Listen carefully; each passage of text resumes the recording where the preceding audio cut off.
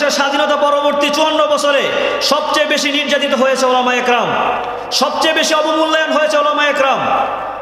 আমরা সুস্পষ্ট ভাষায় বলতে চাই, 24-এর গণ অভ্যুত্থানে ওলামায়ে কেরামের অবদানকে কোনোভাবে ছোট করে দেখার সুযোগ নেই।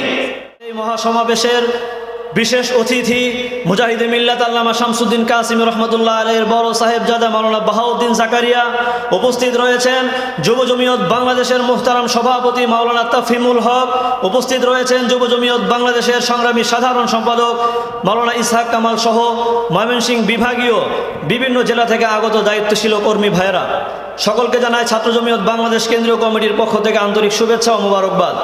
প্রিয় সংগ্রামী সাথী ও বন্ধুগণ, বক্তব্য দীর্ঘায়িত করার কোনো সুযোগ নেই, শুধু একটি কথা আপনাদের সামনে বলতে চাই।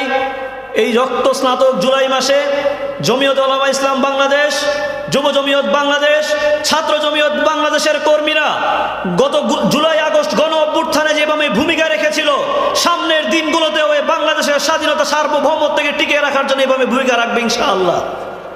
প্রিয় সংগ্রামী সাথী ও বন্ধুগণ, বাংলাদেশের মানুষ তাদের অতীত ইতিহাস মনে রাখতে চায় না।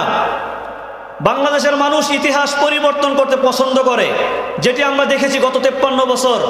এবং এই বাংলাদেশের স্বাধীনতা পরবর্তী 54 বছরে সবচেয়ে বেশি নির্যাতিত হয়েছে ওলামায়ে কেরাম, সবচেয়ে বেশি অবমূল্যায়ন হয়েছে ওলামায়ে কেরাম।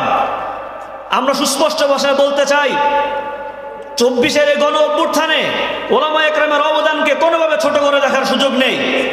কওমি মাদ্রাসার শিক্ষার্থী 80-রও অধিক শাহাদাত বরণ করেছে, তাদের এই শাহাদাতের মূল্যায়ন দিতে হবে। সর্বশেষ আজকের এই যুব সমাবেশে আয়োজকদের আমি অভিনন্দন জানিয়ে আমার সংক্ষিপ্ত বক্তব্য শেষ করছি। আসসালামু আলাইকুম।